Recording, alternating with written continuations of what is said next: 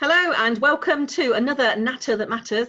Today I'm Vivian Joy here with the lovely Sarah Henderson, who's come to talk to come to talk to us about her new business. She's only been going for a few months, and so I thought it'd be a good idea for her to come and explain who she is, what she does, why you might want to go and work with her, and what support we can give to her here in our community. So hello and welcome, Sarah. Hi, how you doing? Yeah, I'm good, thank you. Thank you for spending some time over here with us today.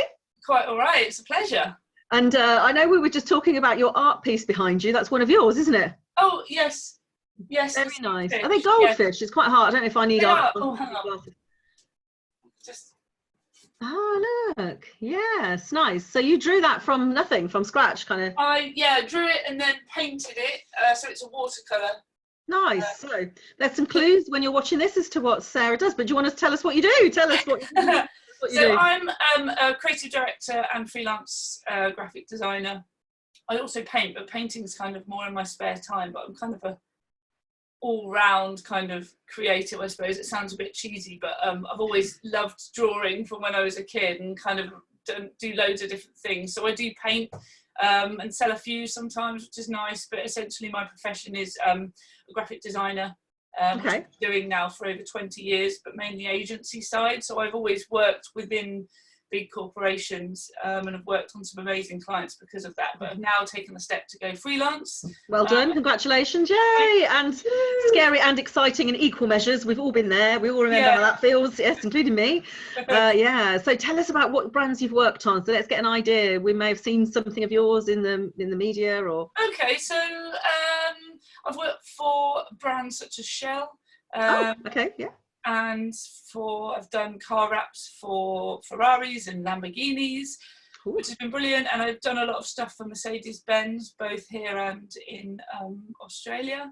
And Ford is another big client. And I've done lots of stuff kind of locally as well. So some solicitors, so Wilson Brown solicitors, I've done a lot of stuff for them. Yeah, where's locally to you? Where are you based? Buckingham. Okay, yeah, you're in Buckingham, nice part of the world. Yeah, good stuff. So you were you then kind of working with their brand identities, or did you help with some of the creation of that? What was your involvement in those campaigns, those projects? So yeah, a lot of when you work for big clients like that, you are kind of working quite within a set brand guidelines, but that's actually really exciting sometimes, specifically with Shell, because their brand guideline is actually very, very rigid. But that can push you in creative ways that you wouldn't have if you had completely free reign, which is sometimes very difficult actually. So yeah, it's quite a different way of working. And the last couple of years I've started doing some charity work. Nice. So I help charities with some of the things that I do. So I help a charity called Grand Mentors. It's based in Milton Keynes, a Volunteering Matters charity, who help care leavers they match them up with mentors, so the children leaving the care system have somebody to help them move through life really and achieve their goals. And I've done marketing for them, and I do some public speaking for them as well, where they do soft match events. So I do a creativity and wellbeing speech so that they can kind of match up. And I do some stuff for Saying Goodbye, which is a child loss charity. Nice, I'm glad I asked this question. So that's a lot of information we just got about you. Yeah, a bit of a... Because I'm sure if I'd have said, what do you do? You'd say I'm a graphic designer, and that would have been the end of that, really. And you do the same as all business owners, be them old or new in their kind of journey. They'll just say, the worst to hate, and I'm sorry if you're watching this, you are one, but accountants are the worst. I say, I'm just an accountant. You're like, come on, you've got to give more as to what difference there is. And actually, I know with design, it's very unique. It's very different. It's your creativity that's kind of being delivered and showcased. So the charities that you've worked with, have you created their branding? Or have you worked alongside them, or what's been your impact for them, I suppose, is the question. I haven't created their branding, but I can create brands, and I do create brand identities and logos, digital marketing. I've actually worked just recently, just finished it last month actually, digital marketing and print marketing campaign for the launch of a new product, which is really exciting, although I can't say anything about it yet. But so yeah, I can do all that as well. But with the so I do what they call shadow pictures for Saying Goodbye. So basically families who've lost children have family photos, and I add their lost children in. And I do this. This is an ongoing thing that I've done for them for quite some time now, via donations to the charity, and then I get in contact with the families, and then we can sort out. Oh, how lovely! Oh, and it's really lovely. And I think, to be honest, it's part of the reason why I've decided to go freelance. Is that you know, for me, it's not really about making my own money. It's more a sense of being able to help the people that I want to help, like whether that is a charity or whether that's a new business or whether that's could still be a global corporation, but helping in the way that I want to help and feeling like my skills are making a difference rather than just, lining the pocket of a big corporation or selling something that I don't believe in. I don't know.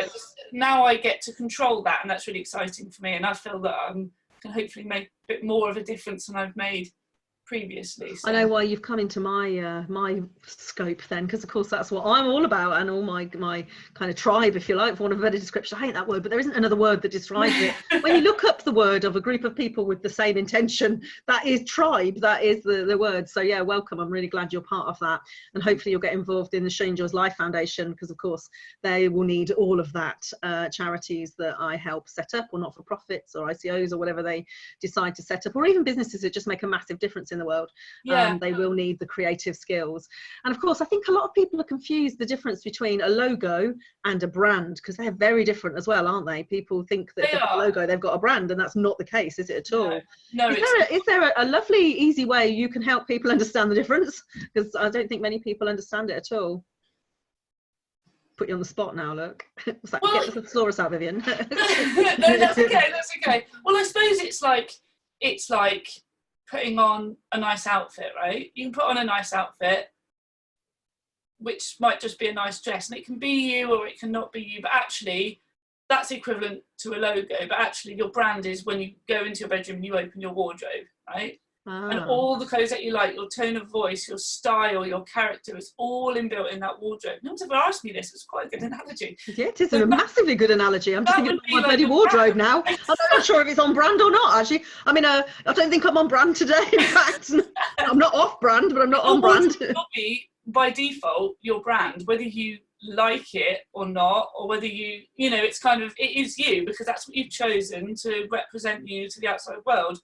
That's exactly what a brand is. Yes, so it's more than just the logo. It's the colours you choose, the tone of voice that you choose to communicate with, the methods in which you choose to communicate. Some people prefer face-to-face, some people prefer video, some people prefer digital marketing, pull-up banners, print advertising. It's all those are part of your tone of voice that represents the company. It's interesting actually, because I've got a friend who's just started a coaching business, and and all of a sudden I can really see her brand. Like it's really starting to come together. The logo's typeface, she's wearing t-shirts. I think she's doing a great job, and she probably, if she's watching this, she knows who I'm talking about. And it's got yellow in it, and it really suits her personality. And I just think actually she is building a brand. It feels like she hasn't just got a logo. And I know we've got a lot of people watching here that probably do more in branding as well. So like I know that for me, the branding started when I started to have photo shoots, because it was like all of a sudden it felt like it was real, like rather than here's my logo and here's my website and I'm running an event. All of a sudden the photo shoots brought everything together. So Joe Blackwell, who I'm eternally grateful for, who started me on that journey, and since then I've kind of got more and more addicted to it. In fact, I had a film shoot yesterday, which was a really bizarre experience. Where at one point I was stood outside and the guy was going around me. I was like, this is random. He said, it will all be slow-mo. I'm thinking, shit, what is that going to look like? Please, can you make me look a size 10? But that was so I think the branding side is exactly what you just said. So that's probably how I would have thought it. But I think that was a great analogy. I'm kind of, as you're saying that, I'm trying to measure myself of what I believe I'm doing. And my tone of voice is always very similar. It's always very get out of your way. I'm quite, provocative as well as caring and passionate. And I think, I do watch some people that don't have the same tone of voice on everything they do. So they'll be different on LinkedIn than they are on Facebook, and their imagery will be one colour here and they'll have different things going on here, and it's all a bit confused. So what would you suggest to people that want to start to build their brand, but don't have a massive budget, which unfortunately a lot of new businesses, small businesses and startups don't have? What's the first thing they can do? What's the best thing they can do? I think you have to understand really well what your offering is, what you're selling, and who your audience is, who you're selling to. Is there a specific demographic? And there always will be. Whether you think there is or not, there always will be, and it's how you can sell your products, how can you communicate to them effectively? And you don't need a big budget. It's about consistency. It's about understanding who you are, what your product is or service, and who your audience is, and being consistent. Yes. You know, and it can be just starting with a logo, a colour and a font. Yes. And then you using those in a consistent way throughout, however you're communicating. So it's more about consistency, really. Yeah. It doesn't have to be complicated. It doesn't have to cost a lot of money. It's about you understanding who you are and what you're doing, really. Yes, I think what's happened is Canva has made it fabulous for some and a bit, well, fucked up for others, let's be honest. They kind of think they've got a bit of knowledge and they've got a bit of this, and then I see all sorts of things where they haven't sized things properly, or the pictures are too small, or they've put a logo with a white background on top of a picture, and they just look, you know, they can look there. I think if you do it wrong, it can look worse than actually than not doing it at all, quite frankly. Yeah, absolutely. Yeah. You know, and it can damage your brand as well, sometimes, depending on how far you take it. So, you know, it's important to understand what you're trying to say. Yeah. I'm looking at that picture behind and wondering if that's part of your brand, and then I'm wondering what is in that picture. What is that little thing? Is that on top? Is that a candle? What is that? Yeah, my eyesight's not the best. Got to start wearing my glasses. That's actually my business card. Oh, in a frame. Oh, how cool is that? I like that. Little frame. Yeah, because then I can keep it in my office and, you know, and remind yourself to work. No. Remind myself to work. What I'm working for. So your business is called Yoke Design. So where did that come from? Well, I'm not going to make too many yolks about it. I know there's lots of egg gags. I try and stay away from egg gags. I suppose there were two reasons. I've lost a lot of weight recently, and I go to the gym quite a lot, and I do weights and to build muscle, you need protein. So I was actually eating a lot of eggs at the time. Okay. And the yolk is actually the bit of the egg where new life comes from. That's where it all comes from. It's like the centre of all the nutrition, all the good stuff's in there, and that's where something new grows from. And I thought, do you know what? That's kind of how I see what I'm offering. It's kind of what my business is trying to do. It's going, you've got all this great stuff, how are we going to make it into something fab and bring new life to it? So I thought that kind of works really well. How are you going to incubate it? I'm trying to think of lots of egg words. My marketing copy. Yes. Yeah. I think puns are great, but to a point. Yeah, you have to be really careful. Exactly. Yeah, exactly. See, it just could be terrible, couldn't it? It really could. It really could. I know when I launched Enjoys, I had all sorts of things. In fact, for a long time, I had some close friends that'd be like, everything I did, I'd be like, oh, this is great. This film was really good. And they'd be like, she enjoys the cinema. It'd be like, they put the she enjoys before everything. Like, I'd be like, oh, that's steak. I'm like, she enjoys steak. And it was like a bit of a running joke at the beginning. Because, of course, I wanted a brand that was quite flexible. And it sounds like yours is as well, though. So, because when it's kind of quite generic, you can do what you like with it. So and I knew I'd have lots of different strands to it. So yeah, what is the plan for you? What are you going to do? What's your big plan? What's the dream?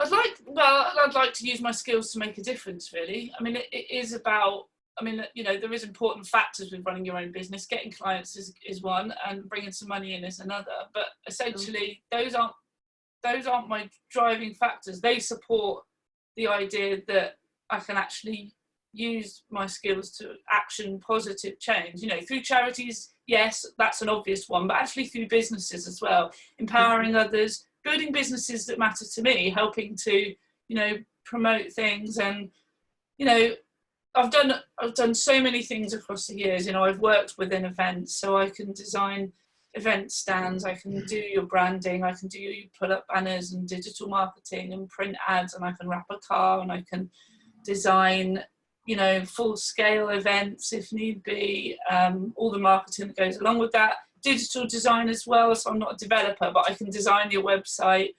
So there's lots of different ways that we can kind of communicate. And for me, it's not just about somebody coming to me and saying, oh, I need a poster, or I need this. It's like, well, what's your problem? What are you trying to do with that poster? Well, what are you trying to say? And is the poster the best way to do that? Yeah. Because quite often it's not. And that, again, is part of where I come from as a creative director, to actually be able to shape that. So what do you want to say? Is this the right way to say it? If it is, great, let's crack on. If it's not, is there a better way to make this So that's an interesting way of look. When you said creative director, now I know what that means. So I used to work for ad agencies years and years ago and design agencies, so I know what a creative director does. But I don't think many people really understand what the difference is between the designer, the typesetter, the artworker, the creative, the producer. I don't think they understand that. So that's a really nice way of understanding. Actually, is that what we should really be doing? Is that the best way to communicate that message? Is that the best way to get the attention? Whatever. So it's the creative thinking, but right back at step one. Yes, stage one creative thinking. Yes. What's your problem? Why are you coming to me in the first place? What are you trying to do? Do you need to communicate something? Do you need to build a brand? You know, what's the purpose of you wanting to communicate to someone else via me? And so that's lovely. I really love that. That's a real unique. I've not heard any designers say that at all, actually. Really? And no, not at all, actually. And I'm not saying they don't do it. And I've got a great designer that does a load of work for me. She's incredible. And there's others that are in my community that are fantastic. We need as many as we can because, quite frankly, most people don't have that capability. They just don't have it. They have the desire and they maybe have the ideas, but they can't get it to paper and they can't get it to fruition. So we all definitely need people like you. So is there some sort of advice service that you provide? You do like a free consultation where people can say, actually, is this the best way? Or how could I? Or what would you suggest? Do you offer that out to people? Yeah, I mean, if someone wants a bit of advice or they've got an idea, you know, the clock's not ticking from the moment I pick up the phone, you know. In fact, I've got a client meeting today and I'm going to see them and, you know, it's kind of pre-brief stage and we're just discussing the best routes forward, you know. Lovely. So, yeah, I mean, you know, if somebody's got a question, they've got an issue that they've thought they've solved but perhaps haven't, or, you know, they need to discuss it through, absolutely fine. Yeah, I mean, okay. You know, I think you have to have that, and that builds trust, which is really important. And and they know that you know what you're talking about as well. yeah. Well, hopefully that comes across. Yes. You know, that conversation. If not, I'm not representing myself very well. No, you're doing good. My own brand, perhaps. What is your own brand then? So should you be wearing? So I noticed your yoke design. Was it yellow? Or because again, it's kind of an orangey yellow. Yellow. It's really hard creating your own brand as a graphic designer. Honestly, is It's hard to create your own copy, your own brand, to coach yourself, all these things that people offer. It's because we can't do them ourselves. It's really, really hard. It's really hard because people look at my brand as a graphic designer and, you know, there's a lot of pressure. Yeah, of course. It's a lot of pressure, yeah, absolutely. And it changed numerous times because I wanted it to be my handwriting, because I wanted it to be personal, because this is my company. And then I was like, actually, I'm quite professional in what I do, and my experience is very kind of... Yes, you're quite corporate, kind of in your background. Yeah, and it didn't represent me in the way that I thought actually I needed to be represented, and it kind of needs to be much more toned down, which is why I've ended up with what I've got now. So should you be wearing that orangey yellow colour right now then, Sarah? Possibly. There is a certain shade of yellow. This is actually true. I don't know where I heard it. There's a certain shade of yellow for everybody. Is there? Oh, I heard that about red.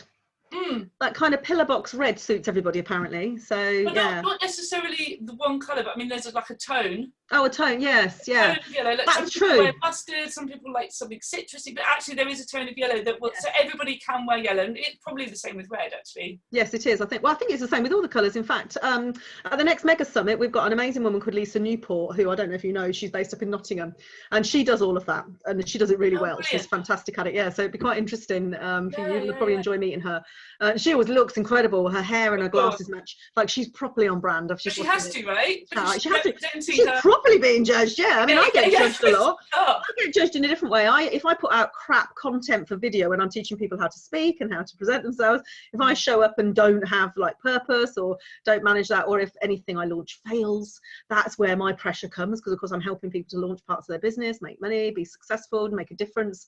So yeah, if I have anything that doesn't work quite well, I'll be really honest about it, because of course not everything succeeds. No. I mean, I'm sure there's been times when you've designed something and gone, we thought that might work, but actually in reality that's not, it doesn't look good. Yeah, that has happened actually. And in fact it got to the point where I was so displeased with it that I said to the client, I really don't like this, give me 24 hours, I want to show you what I am capable of. Yeah, I didn't know that it was a big global company. I didn't think they'd give it to me, and they did, and I turned it around, and I was really, really proud of that project in the end. But yeah, I mean, failure, I'm not really keen on the word failure, but we can't be brilliant at everything all the time. No, definitely not. Human, that we're going to make mistakes. And well, and of course, you're led by what the client wants. So they say, right, I want a red this with a yellow this and a this font, and so you have to do what they say to start with, because of course they've got it in their head looking differently. It's a bit like when you go shopping for an outfit and you think, oh, this is what it's going to look like in my head, and then you get it on and go, no, that isn't how it looks like on me. Yeah. Like on the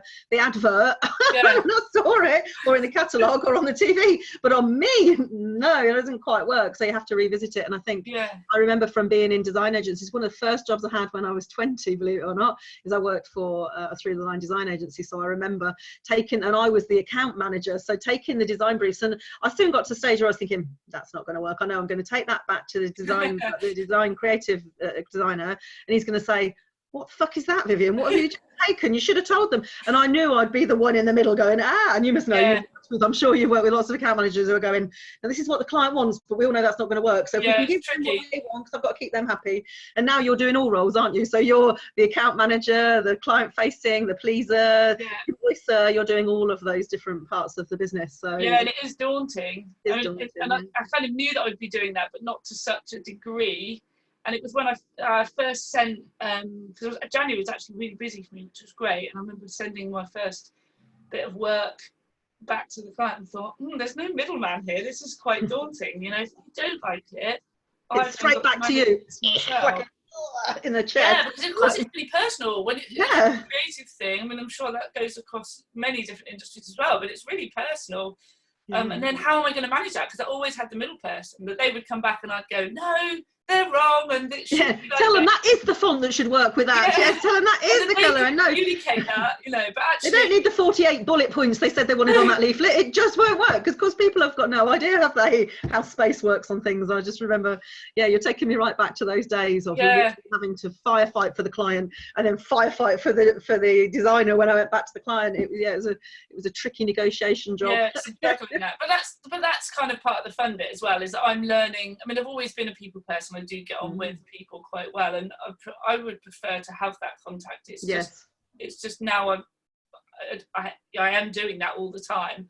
Of course, things are changing digitally. I mean, years ago we used to have the scamp boards. I think you're probably quite a lot younger than me. I don't even remember that. But the design agency I started working for, the guy that owned it used to do everything by hand still. Yes. Cut things out with scalpels and move them around, a bit like cut and paste, but in real life. So I learned really in a different way of how it all works. You know, I didn't even think about that until this moment. Actually, I kind of been doing this design stuff and this branding stuff for a long time. You kind of forget, don't you? When God, that was 27 years ago. Jesus Christ. But and I forgot what I was saying now. So things have changed. So I know that whenever I do anything design wise, I jump on Zoom and one of us will share the screen of what we mean, and we'll move it around and do it there and then. So it's very different than going back with mood boards or sending things for approval. And so, you know, our technology, and of course what's going on for us right now is everything's going far more online. We're about to have it's going to get very busy in that space. So so how can people work with you? What's the first step, apart from coming for advice, which is very kind of you to offer out to people? What would they normally do? They could email me or call me. I haven't got a website currently. I am working on that. That is in progress as we speak. But, you know, I don't know a designer that's got the right website for themselves, or a coach. We've got the same problems because we're so busy helping everybody else. We don't do our own stuff. I have to go on holiday and lock myself away for a week and become my own client, do my own strategies. And even then I get distracted by a client over there, or I just want to go to the beach. It's really tricky. My dad was a motor mechanic and he's never driven a decent car. No, I was married to a builder. Our house was never finished, honestly. No, exactly right. We're all the same. So hairdresser, always got the hair up, haven't had time to do it. It's exactly the same. Exactly. Bizarre, isn't it? It is, Well, it's been lovely talking to you, getting to know you. Welcome to the community. Welcome to my community. I hope to be able to coach your business, because it's lovely to see at the beginning stages and watch that elevate and fly, and you get to the stage where you can do all of the supportive work you want to do. It's really nice to hear that you've got that background. It's important to make money, but it's more important to make a difference. And if you can have both of those in your business, they're the businesses I help people create, because that for me is important too. So we've got the same values, you and I. We sit in the same spectrum. So what I'd like you to do is, obviously when we finish here, if you can drop your links underneath, so like the email address, or if you're comfortable with your whatever communications, any Facebook business pages or anything you've got where people can come and check you out and get in contact with you and start to help you build your business and build theirs in a better way with a brand, Yeah, that would be wonderful. Great. Cool. Have you got any questions you want to ask me about anything while you've got me here? I don't think so. Yes, many hundreds. We could probably be here all day. You know, I'm really good at my job in terms of growing a business. It's all very new for me. It's really exciting. There's a lot to learn.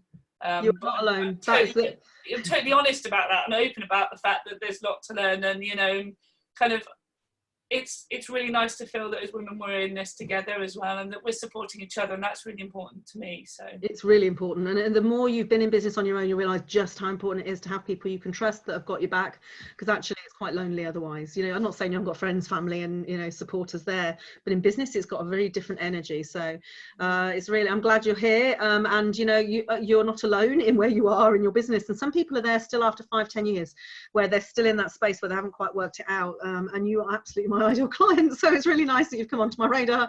My marketing and branding must be working somehow for you to have arrived on my doorstep, so that's always good news to me. And I think you're going to be fine, Sarah. You know, I can normally do a bit of a temperature test when I first meet somebody, because of course the people that rock up and think they know everything are usually the ones that don't, and they don't learn, and they kind of just try their old methodologies and don't succeed actually. But if you're open to you know, learning, and you're open to understanding, and really realize that you've got a lot to learn, because you really have. All business I know when I first started my business in 2002, I thought I knew everything, and realized very quickly I knew nothing, even though I'd worked and managed businesses for other people. It's very different when it's your own. So yeah, I'm very happy to impart all my knowledge and wisdom, and come to my networking events, come to my free things, and come to my programs, and also I've run paid things, which I feel quite sure you'll probably come and do. So it's been lovely to have you here. Thank you very much. Thank you for the opportunity. And, yes, no, you're very welcome. I know, look forward to seeing your design or something. Yes, yeah, absolutely. I look forward to seeing all your design excellence everywhere. I'll be like, oh, where did you have that design? That was Sarah, yeah. And then with other designers that I work with, I'll be like, oh, I can start to see their style. I'm like, oh, that was that one, that was that one, that was that one. I start to see. Yeah, so it's really lovely. So good luck with it all. Best of luck, and we're all here. If you need any support from us at any time, just post into the Facebook groups or get in touch, and we're definitely on your side. Thank you very much. Great. Thanks for being here. Thank you very much. And as for here with the Natter That Matters, I shall see you next time. And if you want to be involved and you want to be interviewed and have a nice chat that matters, then do get in touch with me and we will set it up. Bye.